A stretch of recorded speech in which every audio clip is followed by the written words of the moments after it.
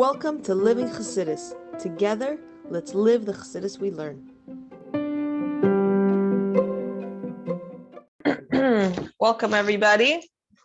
Am I... Okie dokie, Mr. Smokey? She's even taller than me, so I'm so glad this isn't the recording. We're good? I mean, you're not centered. Ready, Freddy Spaghetti? Meaning, like, you're not in between the two shelves, but like, okay. I'll organize myself. Okay. I think it's good. Yeah. Okay, so first I want to say a huge mazel tov that we're all here for the life skill series kickoff. This is our first one of the season, Be'ezus Hashem, to be continued. And I want to just give a short introduction about what is the purpose of Life Skill Series and why we do this. So over the years now, Baruch Hashem, we're about to go into 10 years of living Chassidus in the next few months. Woo! And over all the years of helping young, incredible women through the stages of being single and being newly married and then being further into their marriage, we have learned that many times people reach a stage in their lives, whatever stage that is, and they say, oh, I wish somebody would have told me. I wish somebody would have told me about my pelvic floor. I wish somebody would have told me about finances. I wish somebody would have told me about pregnancy and nursing and newborns and all good things that women go through. So at Living Chassidus, we decided to make this a whole series over the fall and winter, and we make it a point to tell you. So tonight is our first one for this year, for this season.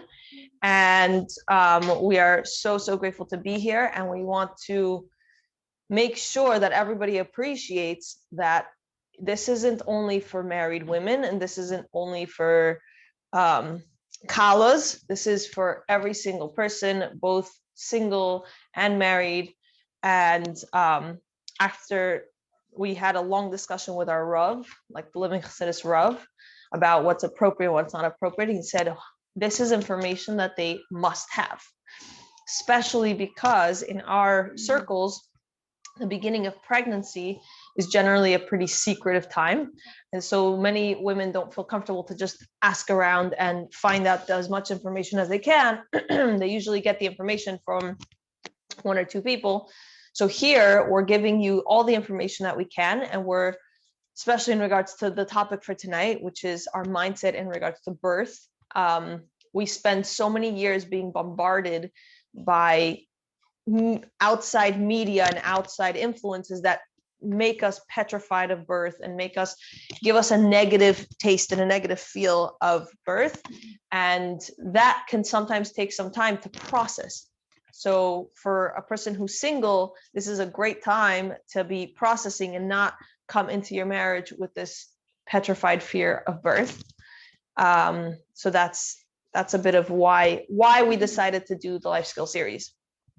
Now, I want to share that tonight's sponsor, I'm just opening up to read the names properly.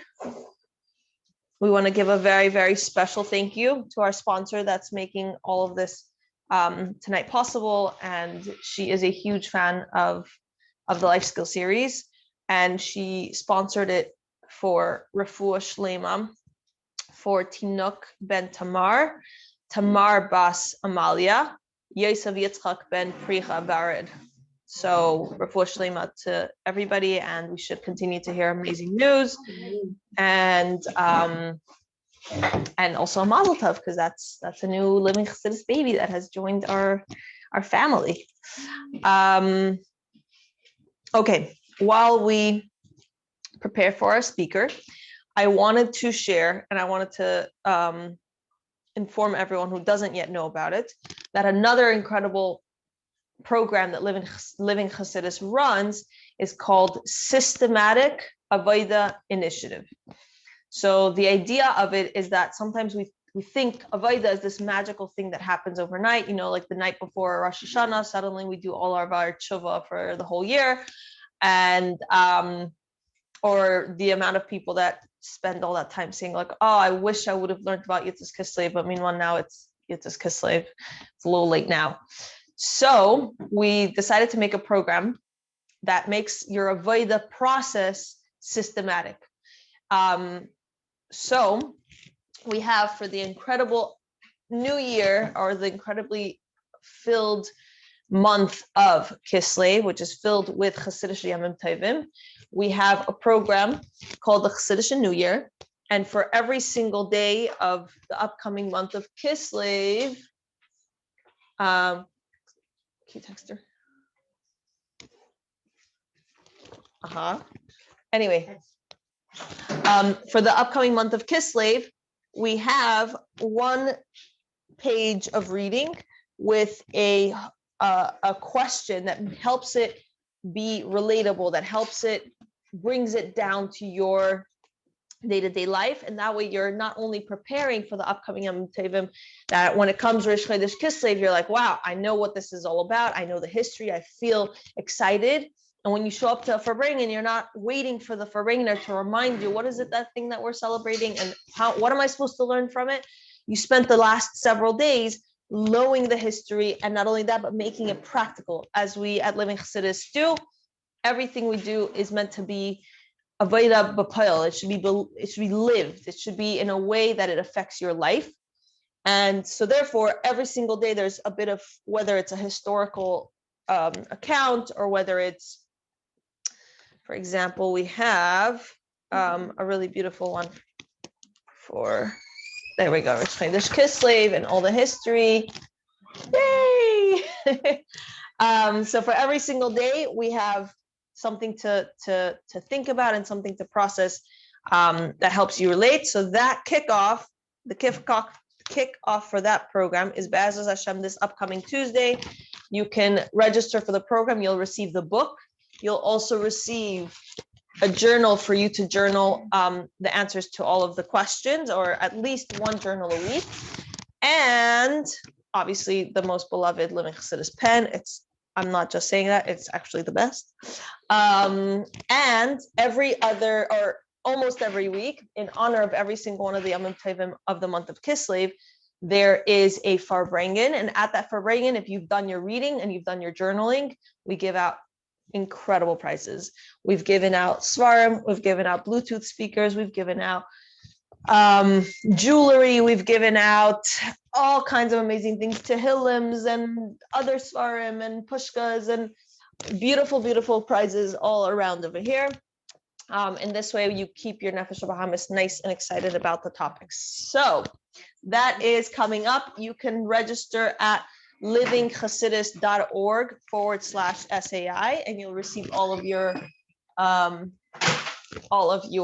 materials. And if you're out of town, then there's a Zoom and recording, and all of your prizes and materials will be shipped to you. Okay, with that, now we get to the extra fun stuff. Okay, so tonight, our topic for tonight of our life skill series is women's health, birthing a new mindset, creating positive birth experiences with Chaya Musia Baruch. So Chaya Musia is a mom of a bunch of ages, 6 months to 18 years, and she's been a doula for over 13 years. As a doula, her goal is to help women achieve births where they come out having felt safe and supported, knowing that they had choices, were heard, and cared for as they transition into motherhood via this important journey called pregnancy and birth. Chaya Musia also helps those who had difficult births process, heal, and move on through storytelling, and is also recently trained in the Body Ready method, helping with common pre- and postnatal pain and discomfort, as well as preparation for a smoother birth through daily habit adjustments and exercises tailored to individual needs and goals. And tonight we have the great zchus of having Chaya Musia here with us. So I will pass the mic on to her. Thank you. It's more cold. I couldn't try and cover that. There's definitely a draft. It's not on, but it's letting in some air. Yes. So let me know when I'm this one for now. Oh, watch this live. Yes. I just like figured I'd be a good sport and say yes to record. You're the mom. What?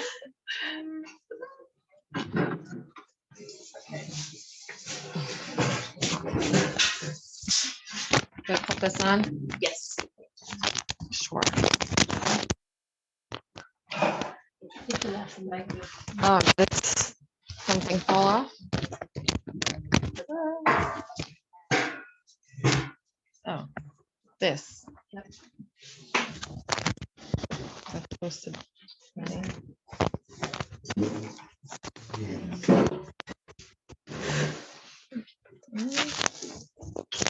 Okay, that should work.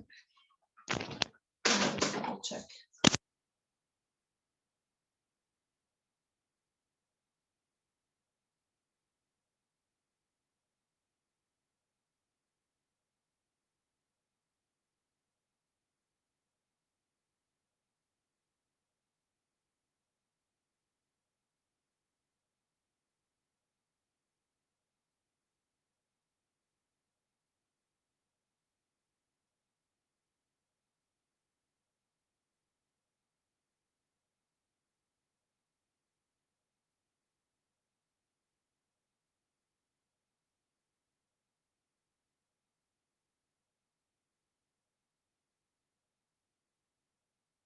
And we get So this folly thing, as soon as you even like touch it, it's rolling again. yeah, don't worry about it. Here, I'll take it. Yeah.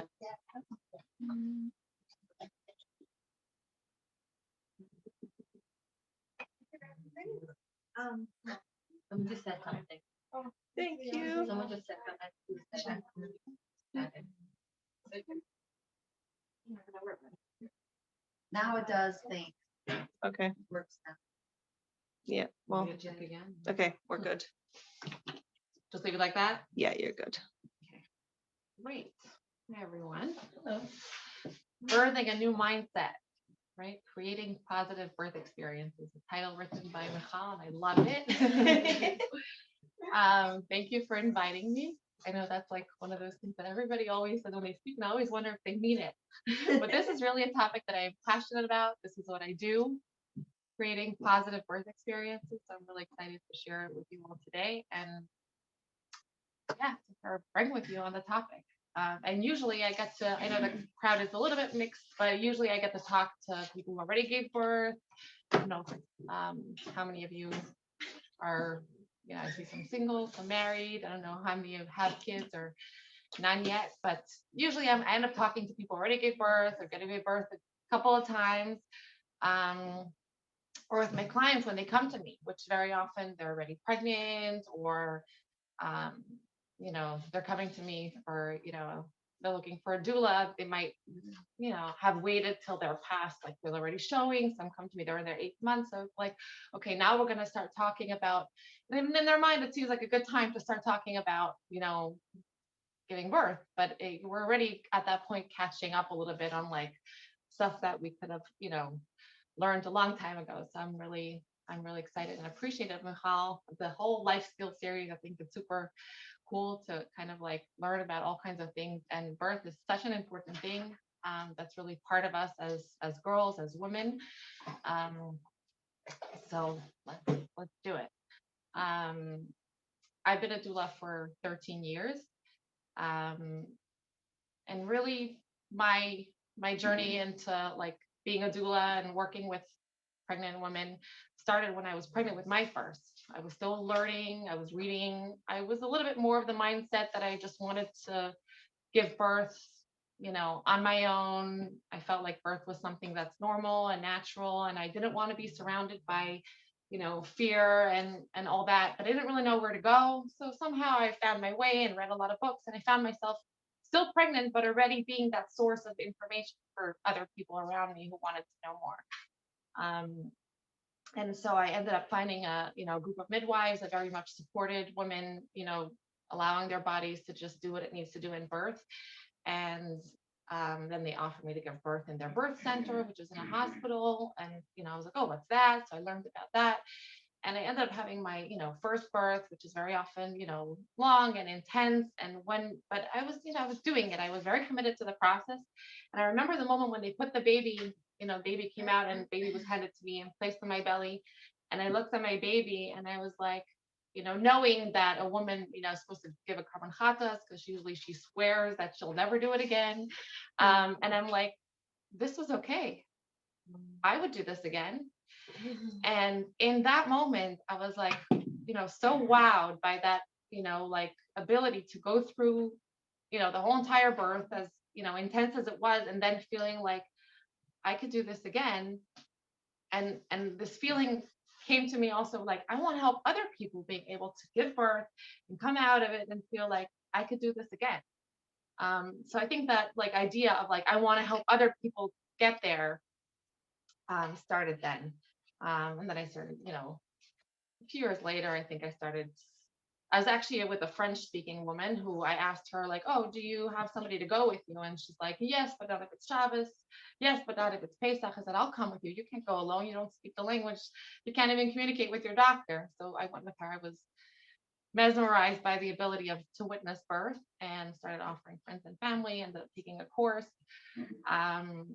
And then somewhere down the line, I guess once you're a doula, you become like this, people just come to you with their stuff and their stories, and people would come to me after the birth. So, my goal is to help the people that I work with have a smooth birth. And then they were coming to me, oh, my friend had a really traumatic birth. What do we do for her? And, people would come to me with that side of the story, the aftermath of when it didn't go, in a way that they ended up feeling positive about their birth. And I ended up taking a training. So I'm now also able to help women who didn't have a positive birth experience kind of work through that. And the bottom line is that birth matters. Period. That's a full sentence. Birth matters. It matters a lot.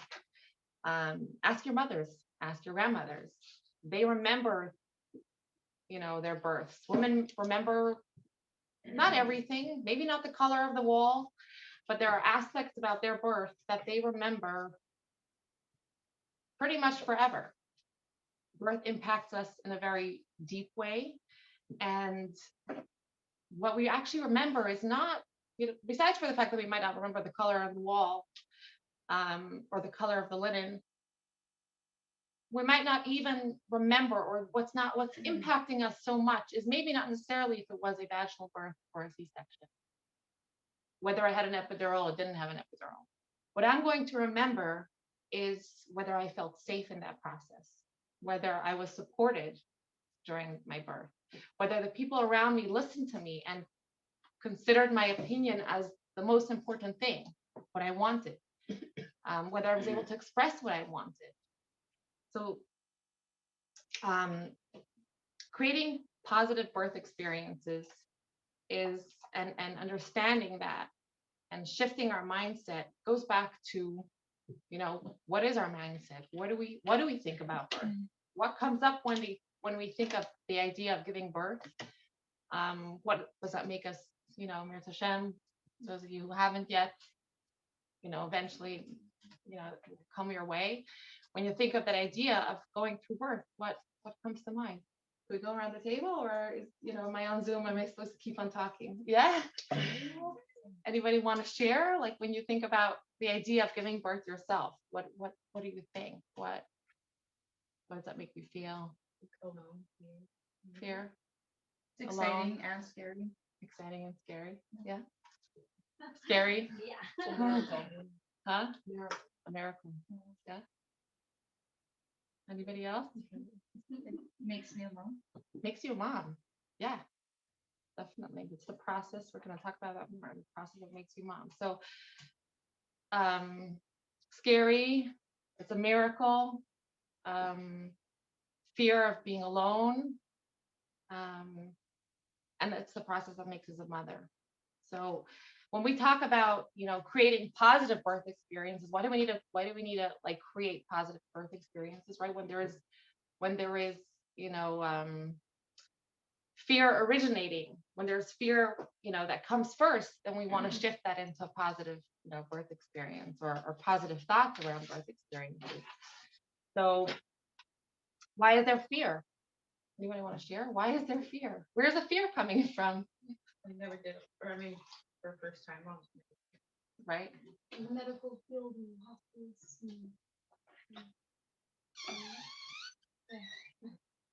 Going into hospital, being in a medical environment,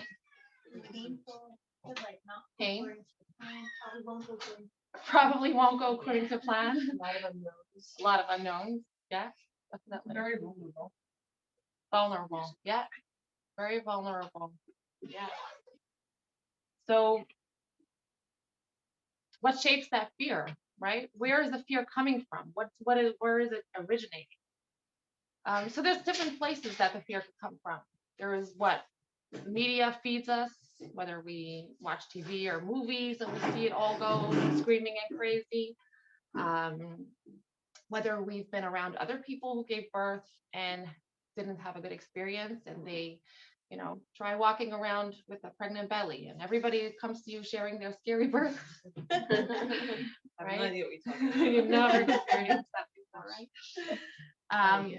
And so it's what they share with us, those other people, which A is their experience, and B, sometimes it's even a misunderstanding of their own experience. Just to give a very small example, emergency C-section. It's a very interesting fact just to know. Side note, anything that's not a planned C-section is called an emergency C-section. It doesn't mean, but when, right, words have meaning and they make us feel a certain way. When we hear the word emergency, we are automatically associating it with danger, trauma, sirens, right? So those words have very strong, strong impact on us. So other people, their births, what they shared with us, and how that makes us feel, and maybe their understanding of what happened. Because for all I know, that person is like, the doctor saved my baby from danger. We had an emergency C-section. There may have been different reasons for the emergency C-section, and again, it could have been just because it's not a planned C-section. So it happened during the birth. It's automatically an emergency C-section. What else shapes our fear around birth? Maybe the idea that birth is a punishment, right? Chava was punished. And so one of the punishments to the man is that he shall toil to, work the land, earning bread is going to become something that's difficult. And for the woman, birth is going to become something that's difficult. So that's, again, it's ingrained in us that birth is supposed to be a punishment, a painful thing, a difficult thing.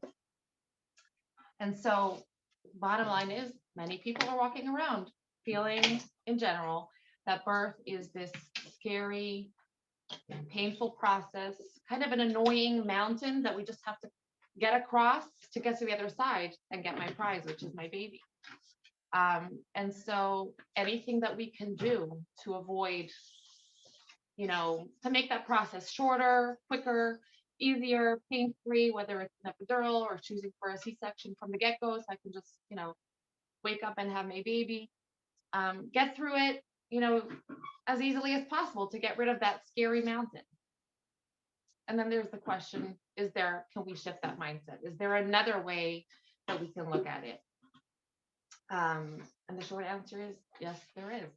Birth can be a beautiful event. It could be a safe journey, even if it's hard. And during that journey, the mother can feel safe. She can feel okay while going through every step of it. She can feel protected and fully aware of her body. I'm not talking about, but there was back in the day something called twilight sleep. They gave the woman a certain gas or whatever, they put them out and they woke up and they had their baby. And the women actually, I think that sometimes part of what we wish is like, can we cut out that mountain, that difficult process? Can we just skip that piece and get to the baby part, right? Or, somehow make it work. But the women actually did not appreciate, besides for the fact that there were, health impacts of twilight sleep. But the women did not appreciate. I even have sometimes women who, either had an epidural or had a C-section and feel like they missed out on something. There's somehow this part, this, birth is something that we are meant to experience in a very present way. And while we're experiencing it, as intense as it can be, still feel that the process itself can also be something that is okay.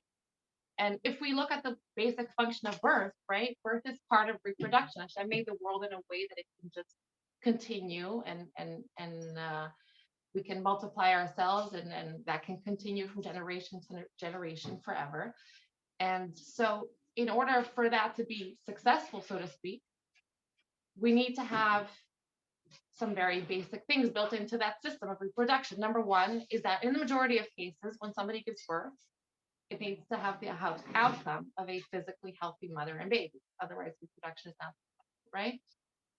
Number two, it needs to be untraumatic, because if it is traumatic, then we can't do it again, right? And more than that, it actually needs to be a rewarding process, the process that a woman comes out of it and is encouraged to do it again. What? Rewarding? Like, oh, that was good, I want to do that again. Like, is that something that really exists? I actually just bumped into a friend, and I told her I was going to be speaking tonight, and she said to me, when I had my first and I came out of that, she said, giving birth and going through that process is the one thing that I have done that gave me the most confidence ever in my entire life, and that left me with this feeling that I can do anything. And so if birth is a journey to motherhood, and is that process, is that piece that gets us to the other side of being a mother, then how amazing is it that that exact experience is what can leave us feeling powerful, capable, strong, and kind of feeling I can take the world on, right? We at the end of that, right, we have our baby, but now we're a mother, now we're a parent.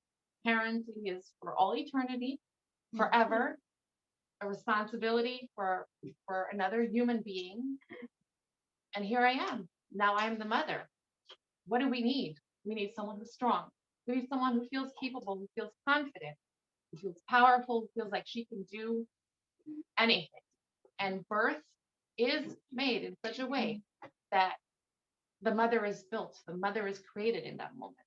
And obviously, that is, the most impactful when a mother gives birth for the first time, right? Because before that, she was not a mother. Now she is a mother.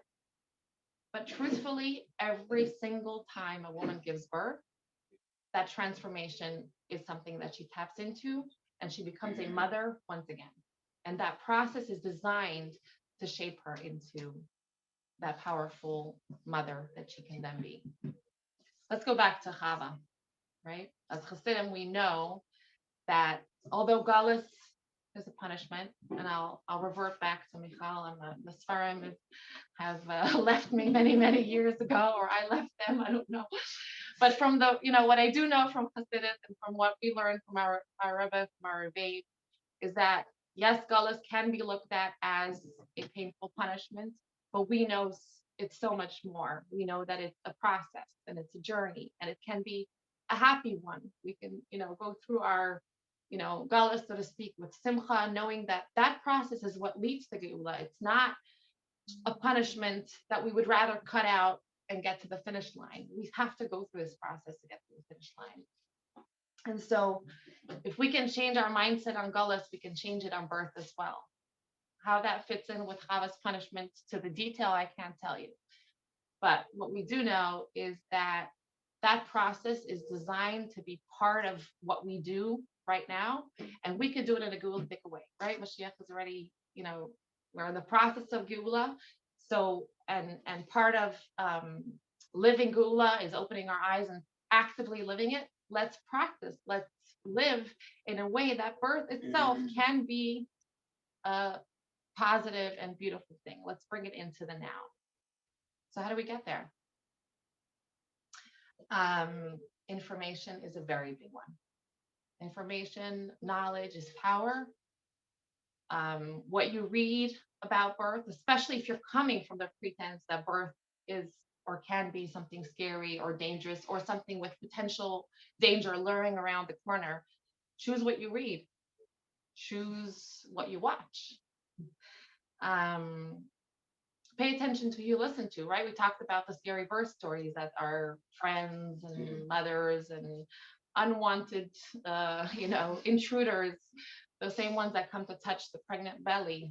They might show up with their story. You're like, did you ask my permission before talking to me? They don't really have to, obviously, but you have the choice to say, I'm so sorry I had a difficult experience, but I really want to surround myself around with positive stories about birth, and can we switch the topic to something else? Right? We choose what we put in. So, and especially for when we're going through it for the first time, a lot of the fear, I think someone in the back mentioned it, is the fear of the unknown. I've never done it before, right? So there's a lot of knowledge that even if you've never done it before, you can learn, you can read, you can take a childbirth class. When you do those things, obviously look for the birth positive books, look for the birth positive classes. And when you have more information, you understand more about the process, you understand more about the choices that you can make that can help you have a positive birth, then you can change a lot of that fear of the unknown into like, okay, I'm doing the steps and I'm learning and I'm understanding more about it. It takes away a lot of the fear. Choose your team, whether it's, which doctor or midwife am I using? Am I using the doctor? Am I using a midwife? Right. So, in general, the general idea is that doctors are medical providers that had training in medicine, in healing illness. And typically, their training is more focused on like all the things that we need to look out for that could possibly go wrong. And then you have the midwifery care model that looks at birth more as like a natural, normal process. And as long as everything's going right, we're going to assume that it's going to continue going right. If something comes up, then we'll deal with it. So that's the general, different ways of looking at it. But then you have doctors who are more of that belief, and then you have midwives who are more of the other belief. But the bottom line is that you want to choose a doctor from the doctors and a midwife from amongst the midwives, whichever one you're choosing, that is going to support birth positive birth. Okay, Adam. So next Wednesday, B'ezras Hashem, we're having like a Grill the Midwife session life skill series. And so if you have questions about midwives and their training and all of that, that's coming up next week. Right. Yes. Ask for references when you hire your provider. All the time do I hear people say, well, that's who my mother used, my best friend used, my cousin liked the doctor. What was your cousin looking for? What was your friend looking for? Is it maybe, for all you know, it was just because it's local, easy to get to. Maybe that wasn't someone who thought about how she wanted to give birth, or maybe she did, but she wanted something very different than what you might be looking for. So the first is information, shape the ideas of what you're looking for, and then make sure that you have a provider that is in line with what you want, the kind of birth that you're looking for.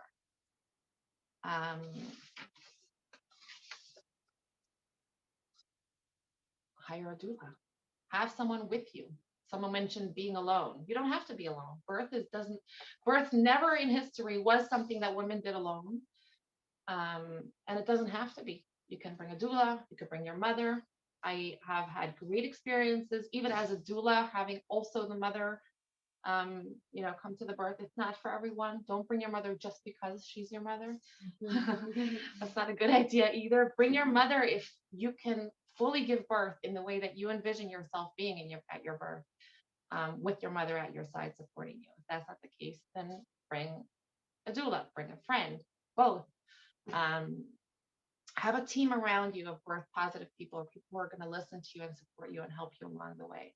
Can you share just in case, definition of doula and doula versus midwife? So doula is somebody who's there to help you access information that's going to help you make decisions that are right for you, and support you through the process, support you physically, support you emotionally, during the birth, but also during the pregnancy. You don't have to wait to reach out to a doula the same way that you don't wait to reach out to a midwife or doctor until you're in your fourth month or whatever you wait. There's someone that can actually help you instead of, being in your 8th month, hiring your doula, and then your doula asks you, how do you like your provider? And you're like, well, your provider is going to be very, very important at the birth. The prenatal visit, the doctors and midwives usually um, see their client every month throughout the pregnancy, are often very basic. The question is, what are they going to offer to you in birth? And is that what you want? You don't want to find that out in the 8th month. Call your doula at the beginning of the pregnancy, or find someone that you can talk to that can help you make the decision of finding a good provider.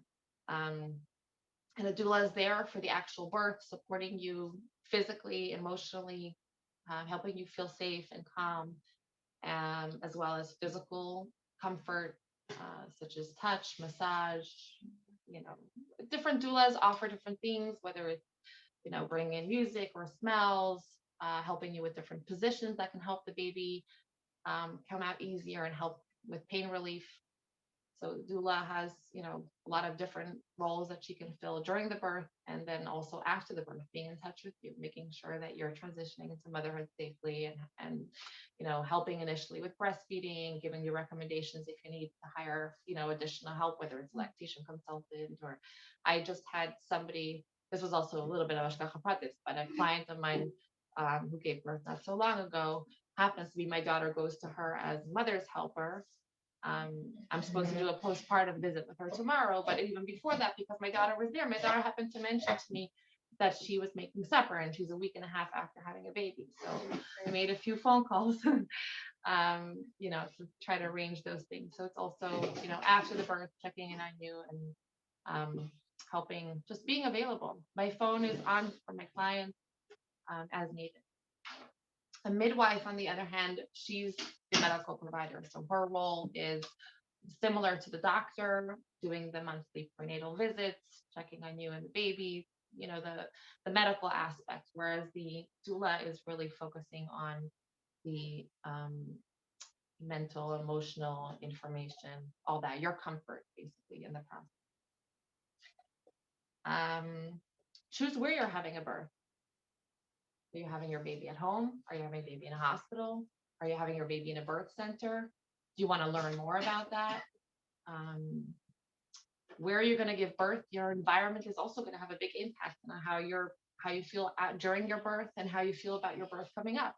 Some people have had past, negative experiences in a hospital that's going to impact them when they walk through the door, right?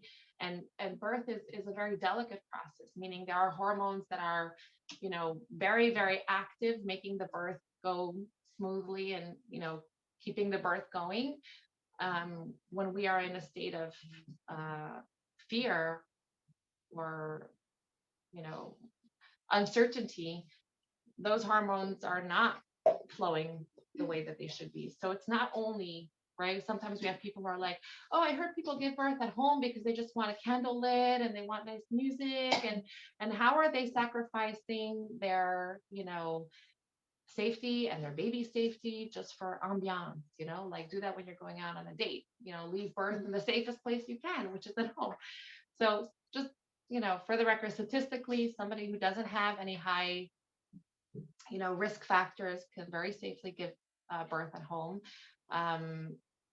or in a birth center. And people need to give birth where they feel safest. It's not only about how I feel. It's also about how the birth will actually go, because people who give birth when they feel safe will have smoother births, will have shorter births, and will, have less chance of like bleeding after birth. They end up with actual physical, less chance of postpartum depression if they give birth feeling safe and supported. So where you give birth is important, and the environment around us.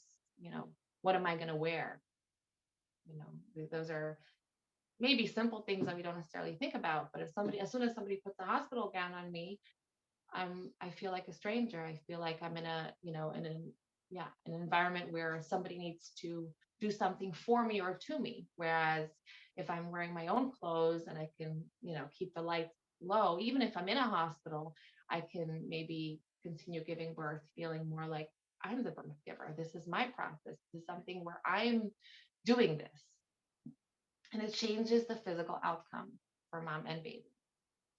So the choices are important, and it is our responsibility to make those choices and to be responsible for our experiences and our outcome. That's not to say that if something happens that didn't go well, that it's my fault. That's something very different.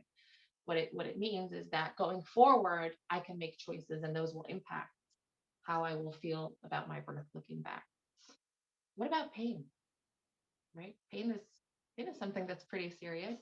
To be very honest, obviously, as a doula, very often that's something that I am, so to speak, focused on, like helping my clients have experienced less pain. But pain is a very, very interesting topic in and of its own that I'm not an expert on at all. But one thing that I can say is that the intensity of pain is actually important for birth, because if not, then we would just continue doing our Empire Kosher shopping or continuing, doing our job and not, and those are actually real thing. There are people that don't experience pain or that experience very minimal pain. And sometimes that can be difficult because they don't have a chance to plan appropriately for a safe place to be. So just for the very, very, very simplistic and very basic, we need some sort of, alert that's telling us, oh, something important is happening. I think my body is going, I need to stop what I'm doing and focus on my body, focus on my birth, get to the place of where I need to give birth, get things ready, right? So it's a safety thing. And again, like some people, the amount of people that don't feel any pain it's extremely rare. It does exist. You have these people who just got one big contraction and then the baby comes. But other than that, there's a very wide variety of how we experience pain and how intense that feels. And interestingly enough, I started listening to this talk, didn't fully listen to it, but again, like I said, pain is something very interesting. The old, theory about pain was that we have pain receptors in our body. So as soon as, somebody falls on their knees, there is something in their knee that's making them feel pain. But new science teaches us that that is actually completely not true. That there is a sensation that's alerting us to potential danger.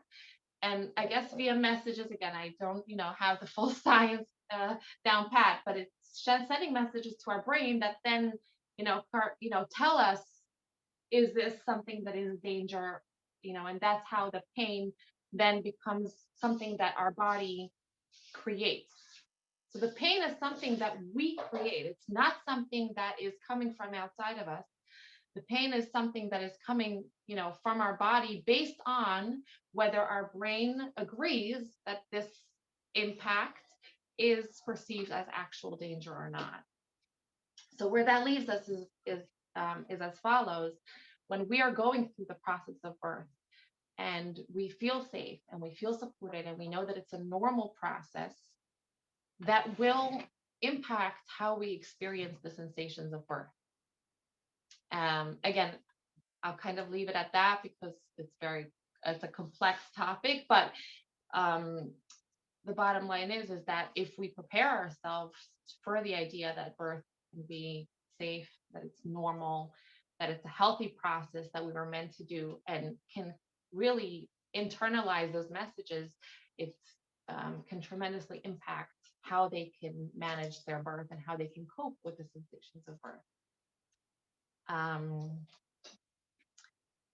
What if I am scared? So now, okay, so I'm already scared, right? I already have fear because that's just, the environment I grew up with, what I heard from my mother, society. I'm already feeling, nervous, anxious. So first of all, I'm going to say that just because I'm a doula and just because I already gave birth and I, never had an epidural doesn't mean I'm not scared. Doesn't mean that there will never be fears that come up. In fact, if you're a birth professional, likely is that you've seen a thing or two, and that you're more likely to have all kinds of thoughts and fears and ideas. And as I got busier as a doula, and like I could say that, when I was expecting my first, and I was, confident, and I was like, oh, birth can be this, and I'm gonna surround myself around birth positive books and classes and hire midwives that believe in that and all of that.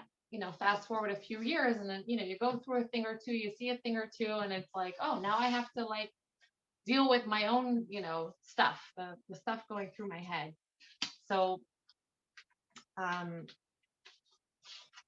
the first step is to, look the fear in the eye, so to speak, like be aware of what you're feeling. So I think it's also good that we kind of went around the table and like, okay, what comes up for you when you think about birth?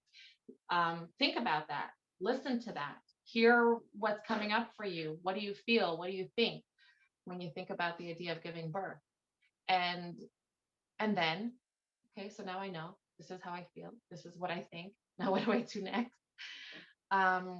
You can work towards, think about your goal. What do I want? Okay, I feel fear, or I'm anxious, or I'm nervous. I'm worried about being alone, but I want to feel positive about birth. I want to feel that it's something that I can do. I want to feel that it's something that I'm going to go through safely. So how do I get there? Okay. We talked about some of those things, right? Surround yourself with positive information, hire a doula, read the right kind of books, listen to birth positive affirmations. There's different childbirth classes that specifically focus on, impacting your mindset. There's hypno babies and there's hypnobirthing. Yes, they use hypnosis, but it's really, it's not, like someone on stage that's being hypnotized and goes out of control. It's actually the opposite. It's, self-hypnosis, where we choose what we think about and how we feel. And when we do that repetitively and we train our brain to go into hypnosis, to feel calm and safe, and to hear certain messages about our bodies, about our birth, then we can internalize them and actually practice that during our birth. So what you were saying about the receptors. Where you're saying about the new research about the pain receptors. Right. So if we have, so by preparing in that kind of way, we can impact how our pain experience is going to be. I call it mayach 100%. It's the birth version. Yeah, 100%. Mayach. So birth is a normal function, something that we were meant to do. Thousands of women did it before us, and we could do it too. I didn't go into so much like epidural, no epidural, that kind of thing. I don't, we could talk about that if people want to go into it more. But like I said, it's not that's going to create my positive or negative birth experiences. Who is there with me? Who is there for me? Did I have a say in the matter? And I have, sometimes people are like, oh, if you get an epidural, you don't need a doula. False. I have clients who come to me birth after birth, and their go-to plan is to get an epidural. Why that's there's detailed reasons for why that's helpful, but besides for the fact of like, sometimes the epidural doesn't work until you get the epidural. When do you want to get the epidural, and how that might impact your actual birth? Having somebody at your side who knows the process and who can, help you feel safe and confident is important, no matter what kind of birth you choose. I think I was just actually speaking to someone who is planning a C-section. She's like, I made the mistake last time of not taking someone with me. I want to hire a doula to come with me for my C-section. So yeah, we can birth safely. We can birth in a positive way. And, if we prepare for it properly, then we can be 100% okay while going through this transformative journey of becoming a mother. That's my talk for today. Yeah, sure. You mentioned hypnobirthing.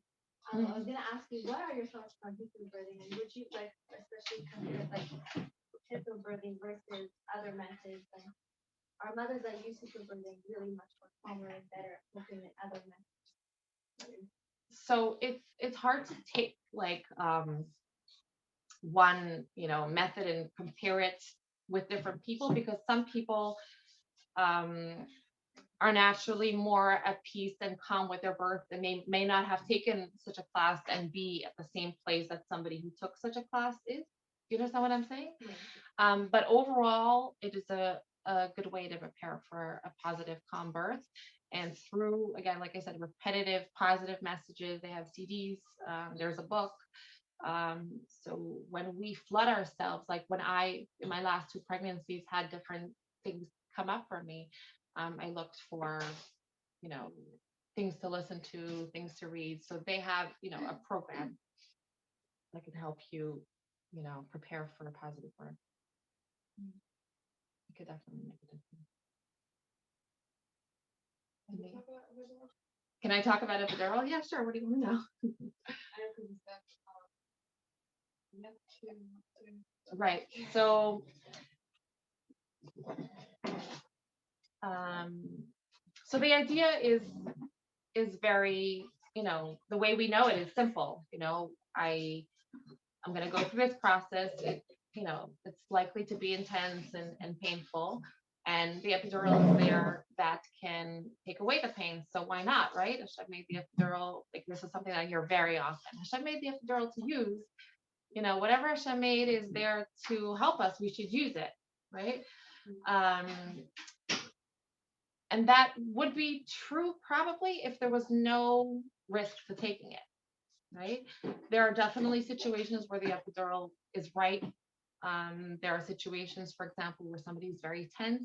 I've seen it many times. And then they get an epidural and they are much, much calmer, and they're able to then give birth faster. Like I've had people, not make progress. They're, in their birth, but things are just not moving, and stress is a big impact, which again, ideally we want to go back and say, okay, how can we reduce the stress? Do we need to turn off the lights? Do we need to, everybody, all the nurses, doctors, everybody step out of the room and give mom some alone time with her husband so she can, feel safe again. There's, obviously other ways to reduce that, but sometimes there are situations somebody is stressed out and it's actually impacting their ability to progress and get to the point of birth. So sometimes in that kind of situation, for example, epidural can be helpful. Epidural, for one thing that, is a given pretty much with an epidural in this country anyways, is that you have to be laying down, and it's not beneficial for baby to come down when we're laying down. So that's one disadvantage of getting epidural. Actually just yesterday on like a doula chat that I'm in, people were discussing like babies in a posterior position. So babies ideally when they come out, they're facing down, meaning they're looking down at the ground actually when they come out. Their face is facing our backs. That's the easiest way for a baby to come out. And sometimes when a baby is born, what they officially is called posterior, but we also call it sunny side up because they come out and they're looking up. That can make birth more challenging. And so, yeah, but yes and no. Good answer. Well, first of all, face, right? This is mush. This is hard. And also because of the way our body, for us in our body, it's the same thing. This is hard. This is soft, right? And also babies that are born posterior are often also not tucking their head. So a baby is supposed to, when it comes out, tuck. And if you guys can do this with me if you want. If you make a circle, baby's got to come out. If your head is face up, there's a very wide diameter that the baby's head has to fit through, whereas baby is tucked, this part of the head is smaller. So baby needs to tuck his head to come out. And so somebody on the doula chat was just talking about somebody's on an epidural and the baby is posterior, and we're not making progress. We're not getting, babies can be born posterior. One of my babies was born posterior is when baby is facing the not ideal way. Babies can come out that way, but it is very often more difficult. longer, and sometimes they don't come out. And then Can they turn around?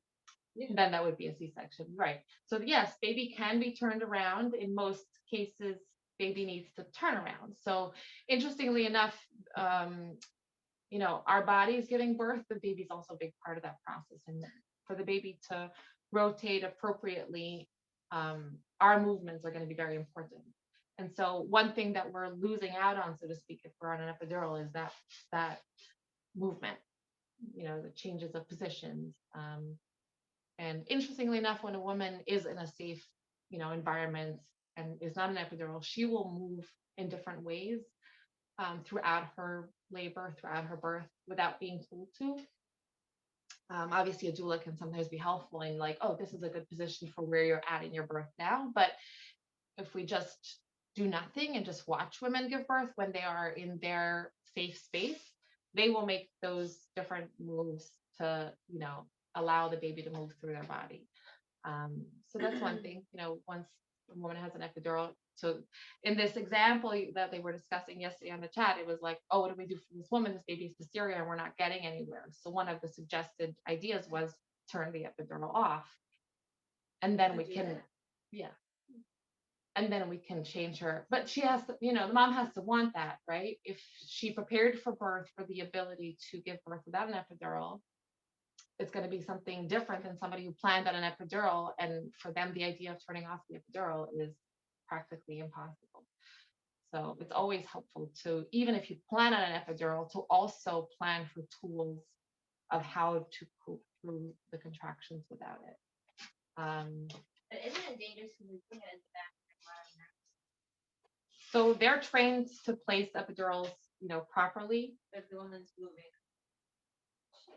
So she has to sit still. Obviously there is a risk of making a mistake during an epidural. For somebody to actually become paralyzed as a result of epidural is extremely rare. Like I've never heard of it. Can it happen? I've heard of spinal. So one of the more common impacts of epidural is spinal headaches. It's a very severe headache, and women that go through that sometimes for weeks and months have very severe headaches that only resolve with her lowering her head. So functioning and nursing a baby and taking care of yourself is very difficult. Sometimes they can help that with the blood patch, but not guaranteed. So they go in, they do another epidural, and basically what happens is if they went too far, then that can result in puncturing something that shouldn't have been, and that's what's bringing on the headaches. So they can go back in there and take some blood and kind of like cover up that hole, so to speak, and that very often results in it. Sometimes people get an epidural and the epidural only works on one side, or it doesn't work, or it stops working. And that is kind of like the worst of both worlds kind of thing, because they're bound to bed, but now they can't move. So that is, another possible reason, why to consider giving birth without an epidural. I mean, the reason to give birth without the epidural, I don't need to elaborate on. I assume it's, well known. It's pain-free birth. And for the people that it works for, it's great. For the people that it works for, where baby, still comes down easily, and there are no hiccups, so to speak, it's really nice to give birth without pain. Unless they want to keep the sensations. Right. Right. Yeah. They say like if you wait too late, then like some people regret it, but like what is someone supposed to do? So I know that in certain countries, maybe there's such a thing as like too late. Here they'll give you an epidural. If somebody wants an epidural and they're already fully dilated, they're ready to start pushing, but they want an epidural, she can get an epidural. Whether she physically can sit still for an epidural, that's a different topic. But sometimes it's possible. No, it's you might have an occasional provider who is like, no, we're not giving an epidural, or who will discourage it. But there are definitely, I've had people who are like, I don't mind labor, I want to feel anything when I'm pushing. How long does it take? Epidural placement. For it to kick in. So typically about half an hour. They say the procedure like all together takes about 15 minutes, but the actual like work is about 5 minutes, let's say. 15 minutes is prep and post and whatever, all that. And usually there's some relief that happens pretty quickly. What usually people experience is that the contractions are felt as shorter and lighter initially. They just get shorter and shorter, and they're felt less and less intense incrementally. And about half an hour post placement, they should be getting full relief. Are there any side effects to the baby? That's a very interesting question. I'm always told no. I'm not a doctor, so I couldn't tell you. But I hear a lot of people say that it can impact breastfeeding. Also, isn't the baby being yellow listed on the insert of it? I haven't heard of that. Really being used. Epidural related? Okay. Doesn't mean. Yeah. One thing, sometimes epidural causes blood pressure drops, but it's not very common. They monitor for that. And then if somebody has lower, then they would need medication to deal with that. Wait, what happens? Sometimes people have a drop in blood pressure as a result of the epidural. So what happens? Like it doesn't go back. So if it comes back up right away by itself, great. If not, then they give medication for it. What about the roller coaster concept? The cascade of interventions. Yes. I'm already on this topic. So the cascade of intervention is the idea that birth untouched will do its own thing as it's designed to, just like our digestion is, just as breathing is. Birth is designed to work, and then unless it's showing us that it needs help, we don't need to touch it. But as soon as we do start touching it, we might be dealing with something that we call the cascade of intervention. What that basically means is that, for example, somebody might be they reached 42 weeks and their doctor decided that now they have to be induced. Their labor has to be started using medication. And, we're going to start the process because the body hasn't started on its own. And because they're being induced, they're getting medicine that's making the contractions. The contractions are very strong. They have to stay in bed on a monitor the whole time because they can't walk around freely. Right. It's one of the ways that we can help feeling. Sorry. Sure. What's the rush? Is it like an emergency? Like that baby has to come out? No, it's not an emergency. Why? Why is that? Because statistically, I guess they calculate how long average healthy pregnancy is, which they give you your estimated due date, which is 40 weeks from the beginning of the last period. We don't actually know when the right time is for a baby to be born. Some babies need to be born at 38 weeks, and some babies want to be born at 43 weeks. But statistically, there has shown that once a baby is past a certain due date or past a certain time in the pregnancy, there can be impacts to the placenta or to the baby or to the amount of fluids. And so if you ask me, the ideal way to go about that is to check with an individual person, like, oh, they're already 41, 42 weeks. Let's do an ultrasound. Let's check what's going on with this baby. Is there a sign that the baby, needs to come out, or maybe not? In that kind of situation, birth can happen in a window of time. Whereas if we're just taking the statistics of what overall is healthiest for most people, so then we end up dealing with absolute data. So at that point, it becomes like, oh, you're past certain points. So for most people at this point, it's no longer advisable to continue the pregnancy. So we're going to be inducing you. Most hospital-based practices will want to induce at 42 weeks latest. Because of danger, because they find it dangerous. Yeah. Can I also just It's put not on? really demanding. Can I just put a Kala teacher hat for a second and say that as from women, calculating your pregnancy date according to Tarsa Mishpacha doesn't always add up to the medical world's calculation of pregnancy date. So if you're setting up a date, make sure to look at your mikvah night and what makes actual sense, because it may give you an extra week, or depending for different people is different, but something to keep in mind that sometimes their calculation is not so accurate according to what we keep in Tarsa Mishpacha. So yeah. Talking about Right. vascular interventions, what happens when you Yes. start inducing. So when, someone starts and they're being induced and now they are, they don't have the option anymore. Like, for example, if somebody wants to give birth without an epidural, they might stay home as long as possible. They might, even if they plan the hospital birth, they're going to stay home longer so that they can be in their own environment, so they can get all their hormones going and be in a place where they can, just be more comfortable. They're in the birth with an induction, so they're there from the get-go. The contractions might be more intense because it's, induced with medication, and so they're gonna, likely need an epidural to deal with the, pain relief and to deal with the pain. And as a result of that, they're going to be laying in bed.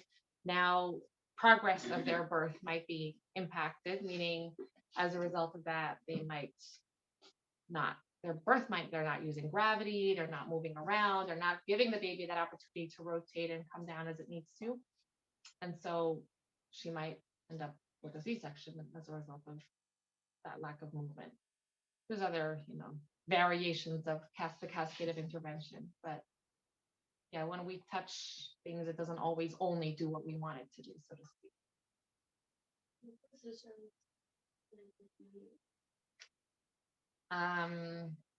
Position that feels right in that moment. That's the best moment. Yeah, birth, somebody mentioned before the vulnerability of birth, but something that comes to mind also when we talk about birth is how primal it is. It's something that our body is going through in a very intense way. And although there are certain things that might not matter in that moment, what we're actually experiencing and feeling matters very, very much. And if we are in a space where we can tune into where we're at and we don't feel like we need to behave in any way because of anybody outside of us, we don't feel watched, we feel like we could just do whatever, our body will tell us what to do. When you're standing in a crowded subway like this, nobody's telling you move your elbow this way because you'll have a little bit more space there. It happens automatically. Your body is the same way. But for the most part, the positions that are helpful are, walking upright is great. You're talking about birth, like delivery itself or labor? Delivery itself. Because I'm a little confused because in the hospital, lying down, like the air, well, that's what I've seen. Mm-hmm. Yeah. But not personally. And like women giving birth is what, well, I can only talk from what my friends have been doing. Mm-hmm. They like squat or something. It's just like in the hospital, you might not have that possibility to do that. Right. So first of all, there are even hospital where you can give birth in whichever position you choose. In New York, I don't think there are hospitals that will allow birth out of the bed. They always want you in the bed. Why? Because we live in the United States of America and everything is based on liability. That's the short answer. I can't say anything else. After you have your baby, mind you, you're also not allowed, they won't allow mom or dad to walk around holding their own baby. Is that because it's dangerous? You're going to be doing that at home, right? But if the baby, God forbid, falls while you're in the hospital, they can get sued. So the birth has to be in the bed. But on the bed, you can get very creative. You can All squat. over or in certain hospitals, in certain providers. So it depends which, yeah, thank you for reminding me of that. It depends who your doctor or midwife is going to be. Unfortunately, my doctor lets, my doctor doesn't let is something I hear very often. It makes me very, very sad. And sometimes it's good when we're I'm on this like chat with other doulas from all over the country, and particularly the British doulas. They're like, what does that even mean? Doctor lets, midwife doesn't let. Like, I decide, we as doulas, as midwives, as doctors, we have to tell the mom, these are the options, these are the pros and cons, but we don't get to decide. Unfortunately, in this, environment that we're in, very often it seems like, oh, my doctor says I have to. You never ever have to. You always have a choice. It's your body, it's your baby. But yeah, that again. Yeah, one more. Can you one more time, ladies? It is your body. You decide. You choose, and nobody gets to tell you who, what, where, and how. Now, having said that, there's a real thing called wife coat syndrome. So that is like that when somebody with a white coat walks in, some people, their blood pressure rises, they see the doctor, it actually physically impacts their blood pressure. But to make it, a lot more simple, when you're in a hospital and you're in a vulnerable state and you're giving birth and your doctor says, we have to do this, this, and that because it's, that's the safest right now. And sometimes they even go, more than that and, explain to you the dangers of the worst case scenario without giving you the best case scenario, which isn't fair. But obviously we want to be safe. So we're going to end up doing what we're told to do. Right. But we do always have a choice. An incredible doula can be a great advocate. 100%. And also learning how to ask questions. Do we have to? What happens if we do? What happens if we don't? But you're not That's where the homework starts. Yeah. That's where you start with choosing. Ideally, you're going to give birth with someone who you trust with your eyes closed. And if for whatever reason that's not an option for you, or you chose something else and you have a valid reason to, because you have a medical condition and you need to give birth in a hospital, or you need a high risk doctor, right? Somebody who's low risk, who's healthy, they're having a regular pregnancy, nothing exciting, they don't need a high risk doctor. They can give birth with a regular doctor or with a midwife. I was pretty good with the 9 That's a very good question. That's another statistical risk. That doesn't mean that any individual mom. So find someone who's not going to put you in that category. My midwife that I use, not my youngest, but the one before that, stopped working, and I had to find a new midwife, and it was they all know her. Considering everybody knows. Yeah. So considering that I am 39 years old, it was one of the questions on my interview. I called midwives and I interviewed them, and I said, because I am, of, what they call officially advanced maternal age, is that going to change any way that you're going to want me to do things, or anything you're going to, do during my birth or during my pregnancy that's different? And if yes, then I'm going to look for a different midwife. Because statistically, there are certain ways that somebody's having their first baby might be at higher and young might be at higher risk in certain ways than somebody who's already had a bunch of kids and that's of advanced maternal age. Obviously, somebody that's older and is having their first does put them at higher risk, but I'm healthy, I'm young, I don't smoke, I don't drink, I had healthy births, and I want to continue with that without anybody being alarmist about my age. You're right. Your options. I feel like there's home births, but there's hospital births. Hospitals are very a lot of policy. But in other places, there's like more. There's more. There is one birth center active that I know of right now. And they've had a lot of like coming and going of staff, movement, suddenly closing when all their patients are in their 8th and 9th month and find out yesterday that they're closed tomorrow kind of thing. So it's, but you're right in a certain way. What do you do when you're in that situation? And then you scramble for somebody else. But you're right in what I interestingly enough, I actually grew up in Holland, and there, first of all, home birth is very common and popular, but also it's very streamlined, meaning you can choose a group of midwives and then you can give birth with those same midwives, either at home or in the hospital or in the birth center. And if something comes up, it's just all like, if here, for example, somebody chooses a home birth, but then they're dealing with some sort of complication or risk factor which no longer allows them to give birth, they kind of have to start from scratch. Whereas there, kind of like it flows, there's a better communication system. And in a certain way, what you're saying is true. It doesn't make it impossible to have a positive birth experience in a hospital, and I know many people who do and who have. Will someone be more likely to be limited because of certain policies and things, depending if those policies bother you or not, right? So I don't know. Again, like some things are negotiable, and depending on who your doctor or midwife is, you can, maybe their go-to is that while you're giving birth, you're going to have a belt around your belly the whole time, and they're going to monitor the baby's heart rate and your contractions the whole entire time. Whether that's necessary or not is, a topic in and of itself, but that's their go-to way of doing it. And you're like, hey, I really want to give birth without that. I want to, the baby's heart rate just to be checked periodically, not the whole time being attached to a machine or to a monitor. And they might be okay with that. Somebody else might give birth with those, monitors on the whole time, and for them it's normal and it's not a problem.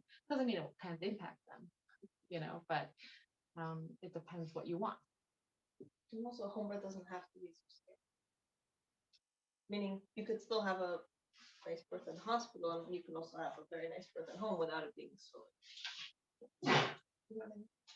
Like both sides of the coin. Either one can be scary or safe, depending what you're coming from, what you want, what you need, and how you, put your mind to it.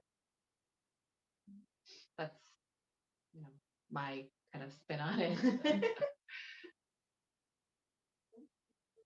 Like birth, but I heard that periods are more less painful, are less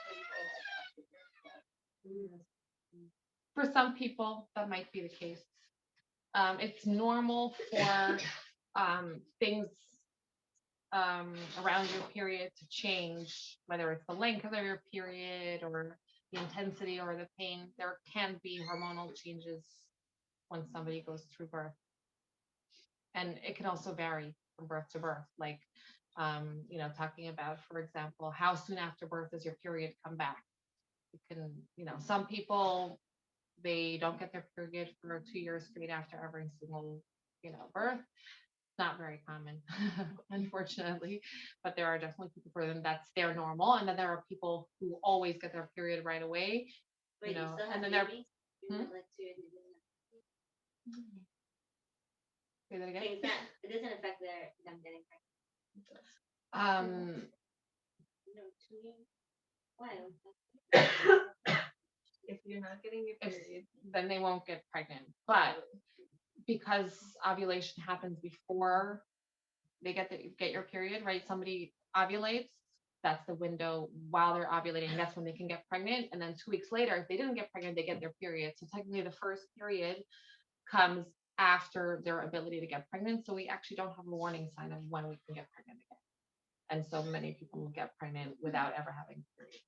But some people, like I said, there's variety of change, hormonal change that is common after birth, and it could vary. Sometimes some people can get their period back very quickly after birth for some child, and then the next child, they might have a longer gap till their period comes back.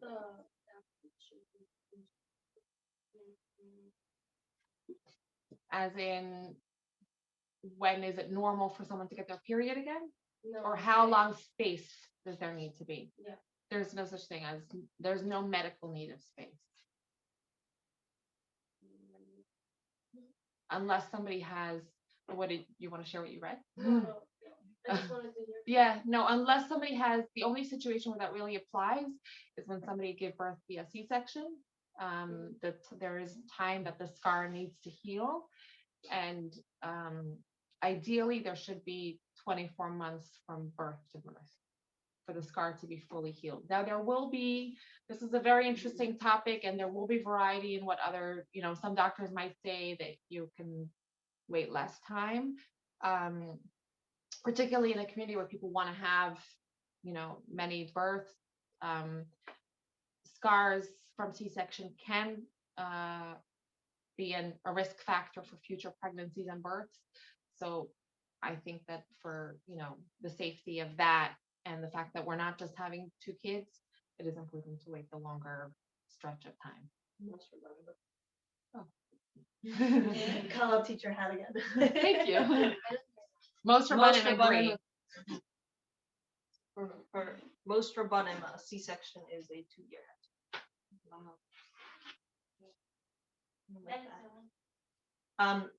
With that, if you're, I will say that Be'ezus Hashem next Wednesday, we are having a talk with midwives, and they're gonna be able to also continue answering even more questions. They're going to also share their training and ask about. Basically, I submitted all the questions that I think most people have, and they're going to be doing that. So look out for the flyer for next Wednesday, Be'ezus Hashem.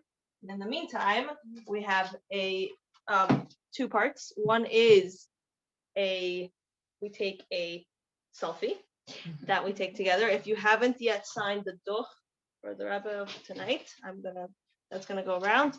And we want to thank Chaya Musia. I don't know what your color choice is. You'll tell me when you get a moment. But I want to thank you so much for speaking for us. So this is on behalf of all of us. This is a tree that when you light your Shabbos candles and you have your match, you put it down and it doesn't make a mess all over your. Much So appreciated. that's that. Because mess is our current Exactly. reality. And this is your match box. Very I don't know what pretty. your set at home is. You can choose whatever color fits your home better. But I want to thank you so much for taking the time and the effort to prepare. On behalf of all of us, we say thank you. And take